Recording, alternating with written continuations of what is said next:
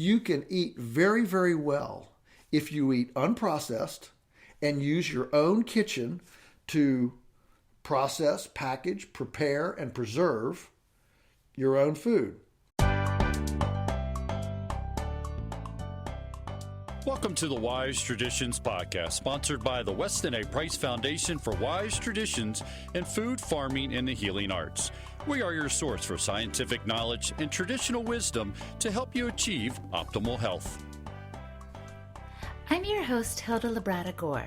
Our guest today is Joel Salatin of Polyface Farms. Joel is a straight-talking speaker and author, an alternative farmer, and a mentor to thousands. His farm was featured in Michael Pollan's book, The Omnivore's Dilemma, and in the award-winning movie, Food, Inc.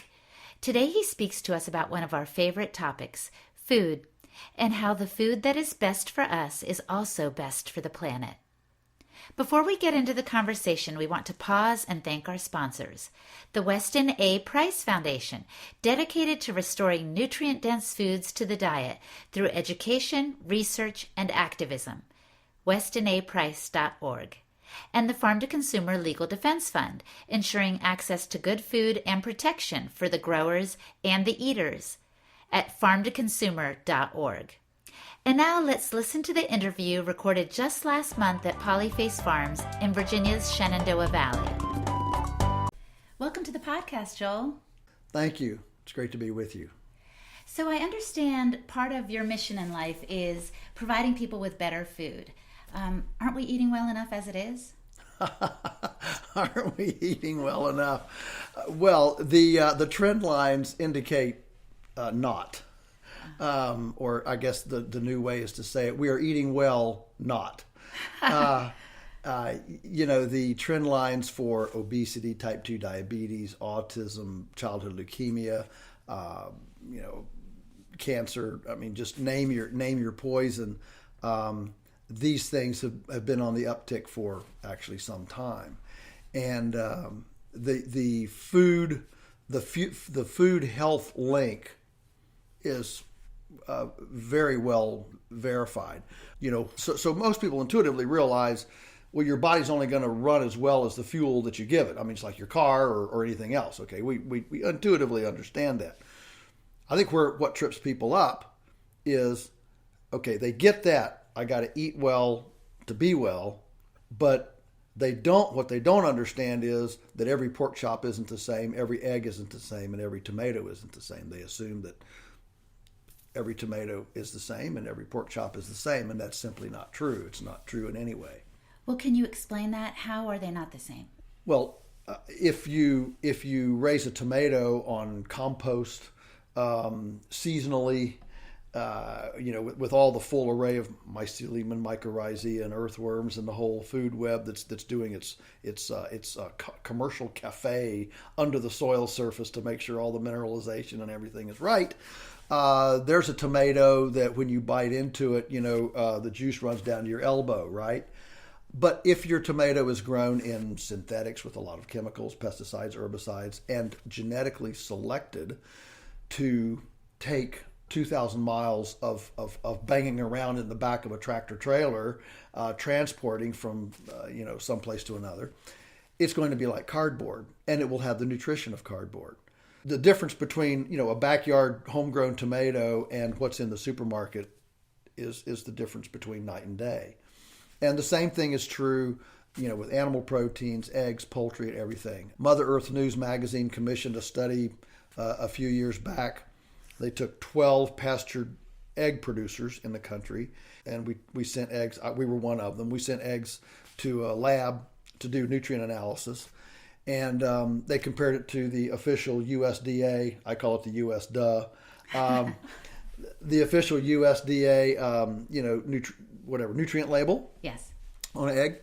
And I'll just give you one. They measured about 12 to 13 things. And I'll give you one, folic acid, which is really important for pregnant women especially. The regular USDA label is about 48 micrograms per egg. Mm-hmm. And our eggs averaged 1,038 micrograms per egg. You're kidding. And you can go down the list, riboflavin, B vitamins, you can take beef, conjugated linoleic acid. I mean, it takes in 14 days of grain feeding an herbivore, all the CLA is gone. And so this is why, we don't feed any grain to the herbivore, because we want the conjugated linoleic acid, which is one of the number one anti-carcinogenic substances in nature. But you can go down the list of all foods and see these. I mean, they're not 10% deviations. They're, sometimes 1,000% deviations in quality. And you're saying these huge differences make a difference in our health? Absolutely. That makes sense intuitively. Yes. That if you have a more nutritious fuel, your body will function better. And of course, it's been proven over and over empirically as well. And anecdotally, certainly. People come up to me all the time. I switched from, eating, industrial food and switched to high quality pasture-based meat. I hear it mainly for meats and poultry and eggs and things like that. And, my whole life's changed. I had a lady in the store. She had a little kind of sickly looking 6-year-old son. He was, small, kind of a failure to thrive deal. Very picky eater. She said he won't eat anything. She got a couple dozen eggs. She called me 3 days later and said, my son is eating six eggs at a time. He cannot eat enough. Well, it's because his body was starved for nutrition, and he was having to work overtime to make up for lost time. And I think a lot of people in the U.S. are overfed and undernourished, so they're starved for nutrition too, aren't they? Well, absolutely. Overfed and undernourished is the carbohydrate, refined sugar, that whole deal. And so at the end of the day, it doesn't really satisfy either. And so you're constantly, opening the cupboards and the refrigerator and looking for something else that will satiate, because what you've eaten is so nutrient deficient that it doesn't satiate. So you said people come to your farm seeking out this high quality food. What causes them to make a change from where they were before to where they are now, seeking out this nutrient dense, more natural food off the grid? Every one of them has a conversion story. And everybody's conversion story is different. But every single person has a conversion story. It might be, somebody that got sick. It might be something they read. It might be something they tried and they had this, epiphanal aha moment. Oh, wow, that's, different. We do that all the time. We use Golden Acres apple juice here. And it's just a cold pressed apple juice. There's no water. There's no nothing. It's just a cold pressed juice.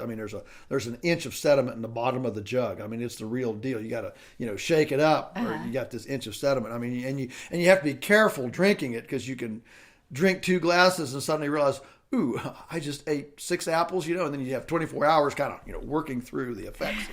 But it's the real deal. And we love to give that to people, because compared to, Welch's and whatever, the basically watered down apple juice looking material in the store, this stuff is full bodied. It's the real deal.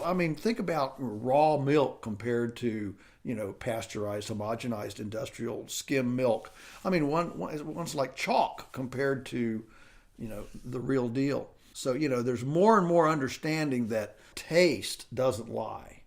And you can't, in a laboratory, there have been a lot of trials, but ultimately you can't actually replace the real taste. Now, what about people who are longing for food like this? You're describing it, my mouth is watering, but they simply can't afford it. What would you say to them? Or they don't have access to it. How are they supposed to get this food? Well, now those are two very different questions. One is price and one is access. So let's take them one at a time. Okay. All right? Because I see them as two different things. Mm-hmm. Maybe I should do access because it's so easy. To me, access is as simple as simply joining the tribe that's doing this. In every realm of life, there's kind of the overriding, whatever we call it, the conventional orthodoxy. This is what we all know, right? And yet there's always this undercurrent of subterfuge, rebellion, and innovation, right, percolating under the surface. And so if you're wanting to make a change in your life, to find a different kind of food, well, you just need to, turn off the TV and turn off the Netflix and devote some attention to joining this, I call it the tribe of heresy. So it is almost like all these adventure movies I've seen, like Yes. The Matrix or Star Wars. There's a rebellion, right? There's always whether it's good and evil, or good force, bad force, or the conventional versus the unconventional. Mm-hmm. Okay, there's that tension in and we have it even within us.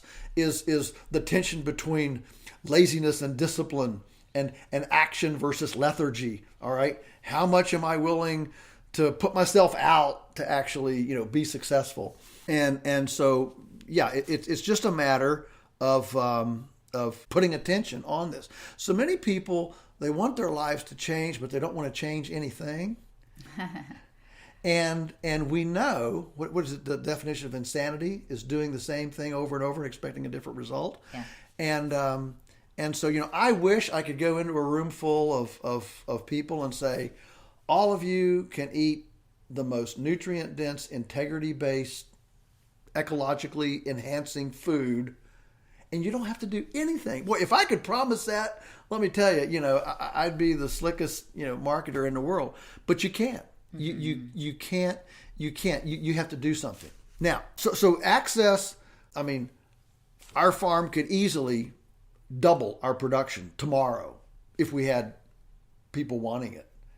So we market aggressively, but at the same time, we just need more people who are interested in this, and there's access. There are thousands of farmers ready to grow another tomato or another pork chop if the market were there.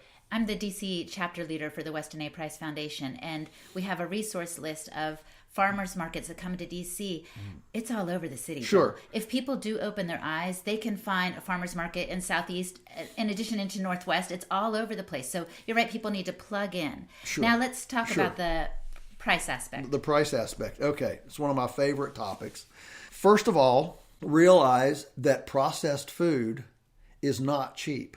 One of the most fascinating experiences I ever had was when Folks This Ain't Normal came up, and I was doing a book tour in New York, and they had me do a signing down at the Green Market in Union Square in New York City. Arguably the oldest, most elite, highest priced farmers market in the world. New York, middle of New York City, right? Mm-hmm. And so we go down there, and so I asked my hostess, I said, could you take me to the most expensive potato in this market?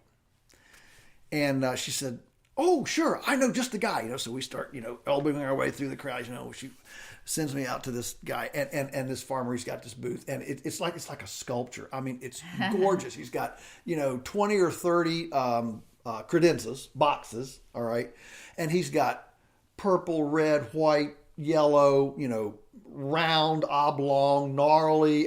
Every kind of potato you can imagine, and it's arranged beautifully. All right, it's just gorgeous. So I'm looking at all of. He's got prices on all of them, So I'm looking at all of them, and I find the most expensive potato. It's a little heirloom blue Peruvian fingerling potato, and it's $1.99 a pound. Now, $1.99 is fairly expensive for a potato.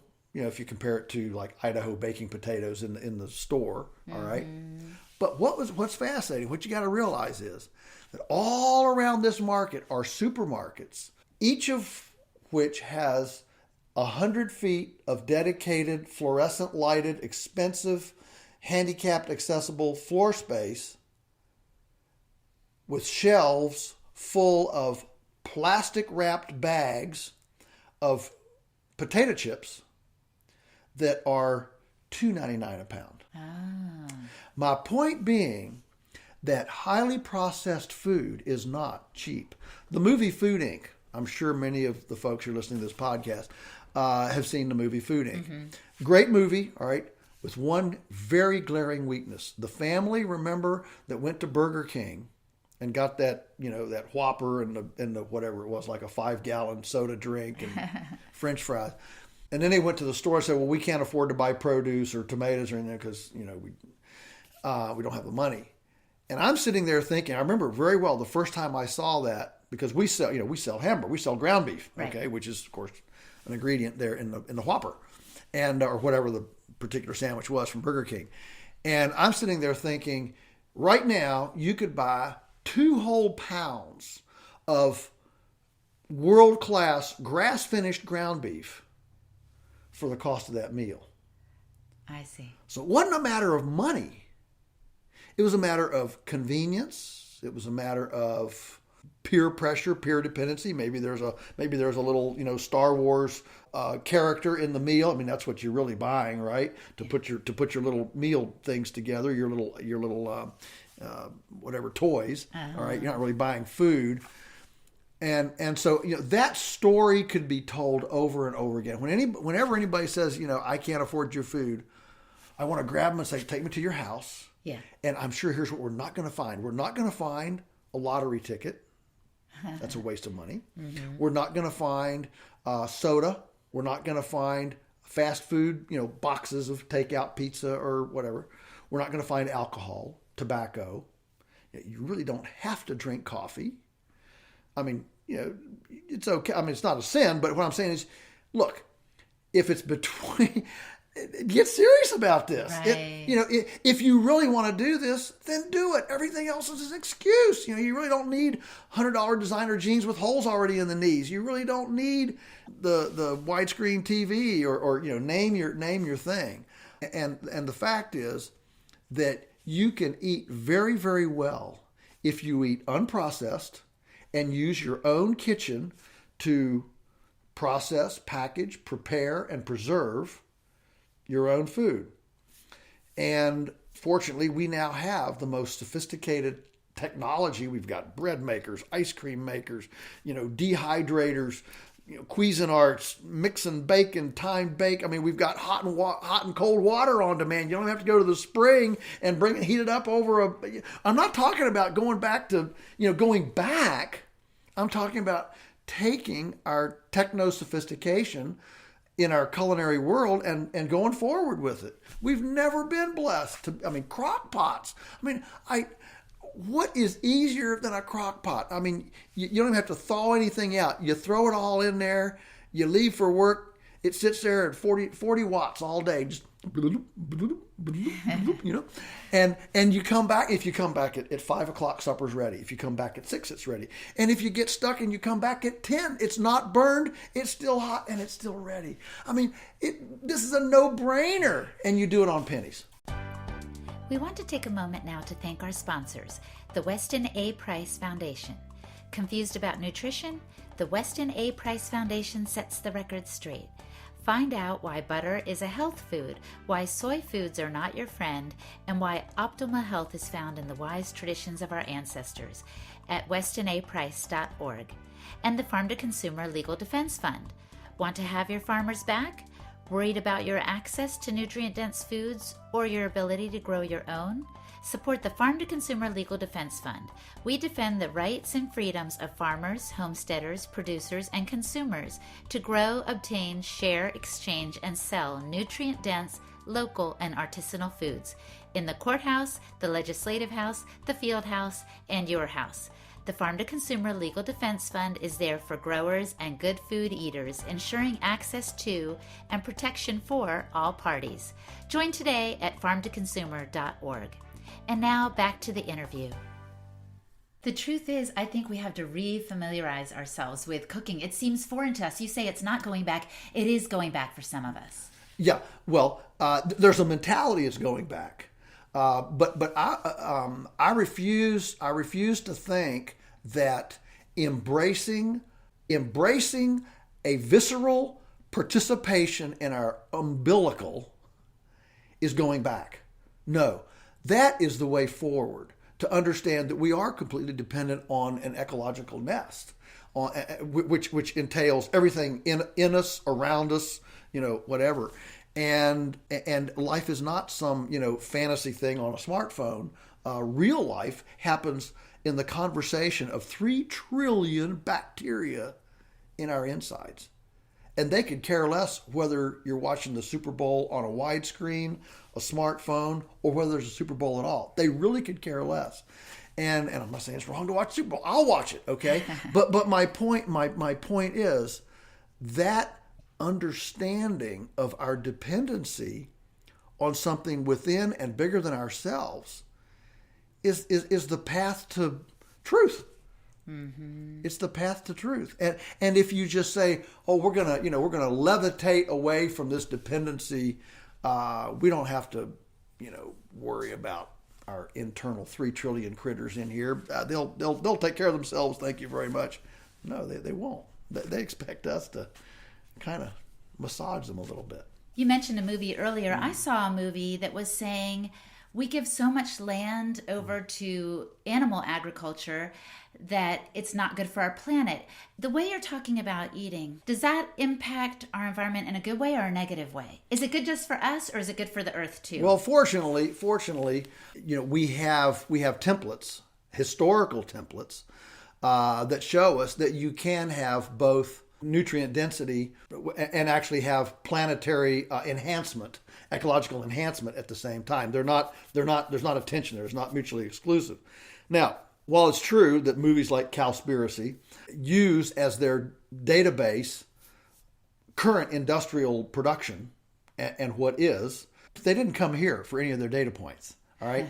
And my point is that when you're studying and you're researching something, if your start point is wrong, by the time you run your permutations, well, what does this mean, for biomass or carbon sequestration or hydration, these things, you're way off. I mean, if you want to head to the North Pole today and you're five degrees off, you're never going to hit the North Pole by the time you get out there. Okay. And the truth is that it's hard to study what isn't. Sounds like a Dr. Seuss book, doesn't it? It's hard to study what isn't. And that's exactly where we are right now. This tribe that we're describing, the tribe of nutrient density and ecological enhancement in complementary synergistic relationship, that tribe is extremely small. Because all of us, if we're thinking and caring people at all, we're all living under this kind of guilt burden of the historical hand of man as being a rapist, a destroyer, hurtful, okay? And the idea that the hand of man can be helpful and nurturing is almost a foreign thing. And so what we have is this environmentalism by abandonment, okay? Right. The only way to take care of the earth is to get humans off of these areas or whatever, make them in a national park, wilderness area, do something, get man away from those because man tears stuff up, okay? I get that. I understand that, and I repent in sackcloth and ashes for all my ancestors have done, from conquistadors to crusaders to whatever, okay? But fortunately, that is not a legacy that you and I have to continue. Mm-hmm. We can break it. So I think it's important for us to realize that 500 years ago, North America had more pounds of animal on it than it does today. That's what's important to remember. And those pounds of animal, now there were over 1 million beavers. There were over 1 million beavers. Up to 8% of the North American land area was covered by water, beaver ponds. There were way over 1 million wolves, over 100 million bison, passenger pigeons, so many that in, 1820 or thereabouts, Audubon sat under a tree and said he couldn't see the sun for 3 days because it was blocked by a flock of passenger pigeons. Can you imagine the sun blocked out for 3 days with a flock of birds going on? Native American, lore has stories of where wild turkeys, prairie chickens, and passenger pigeons would come in and roost in a forest, in a woods, all right, next to an Indian village. In the morning, everybody would come out. There would be an inch of manure on the ground, and the whole forest would be just broken spires standing up. All the branches are broken off. It looks like an earthquake. Okay. Captain Jim Bridger out into the Dakotas, when he was sent out there, he was the first American to get out there and journal it. He said he got behind a herd of 7 million bison. I have a wonderful diary from a guy in Arkansas in 1870 that went up on a plateau there and looked out. He measured the movement of this herd of bison. It was 20 miles wide, and measuring by the time it took this herd to pass him until the last one went by, it was 50 miles long. So 50 miles by 20 miles wide, one herd, okay? When you take, we know California was full of megafauna, elk, massive elk. So when you take the level of animal that was in North America at that time, it's profound. In fact, there were more pounds of domestic livestock in America in 1900 than there are today. Because back then, all the weight we have today in tractors and combines was in draft power. Mules, horses, oxen. Of course. Okay. Yeah. And so this notion that we're destroying the planet with animals is coming from a database that is wrong.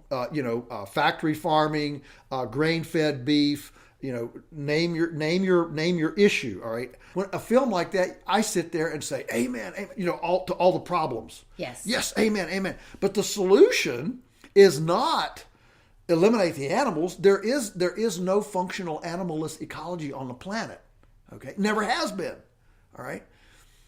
No, the answer is to quit doing the bad stuff and do the good stuff. Just I can close this. Just imagine if somebody came and they wanted to study America's educational system. And so they went and picked the worst teacher in the worst school, in the worst classroom in the country to do their data points. See, yeah. Well, what would be the conclusion? Well, I don't think we should have any education in this country, right? I mean, that would be the conclusion. They didn't, and so that's what I'm trying to get to. Mm-hmm. The data points are all what is, and what is not good. Mm-hmm. But what is good is so small that in the minds of the research community, it isn't. And it's hard to study what isn't. I see. Then you postulate that at the level at which you're farming, it's good for the people and for the earth. Absolutely. I mean, we're building soil here up the wazoo. I mean, when we came in 1961, there were large areas on the farm that had no soil. They were just, shale, just like saucer-shaped, quarter acre, bigger than a house, of just solid rock. And today, it has 8 inches of soil on it. All right. And that didn't come from, chemical 10-10-10 fertilizer and a feedlot and a silo and monocultures. That came from compost, polyspeciation, perennials, and mimicking migratory patterns like nature does, using high-tech electric fencing and management. Well, this is fascinating, Joel, and I think in our next conversation we'll be talking about your farming techniques and how they vary from what's conventionally happening out there. Is there anything more that you want to tell our listener? Well, I would just simply say, be the change you want to see. If you want to to start to participate in a land healing ethic, join us. Come in. It's great. Well, thanks so much for your thoughts today. Thank you. Thanks for listening today. If you like what you heard, please review this podcast on iTunes and let the world know. Also, you can find out more about our guests and today's topic by going to our website, westinaprice.org. Click on the word podcast to find more information and pertinent links. If you're interested in finding out more about healthy living in general, look for a Weston A. Price chapter near you. Again, go to our website, westinaprice.org, and click on the sidebar, find a local chapter. You'll find a group of like-minded people in your area that can help you on your journey to optimal health. Again, thanks for listening. Wise Traditions is brought to you by the Weston A. Price Foundation for wise traditions in food, farming, and the healing arts.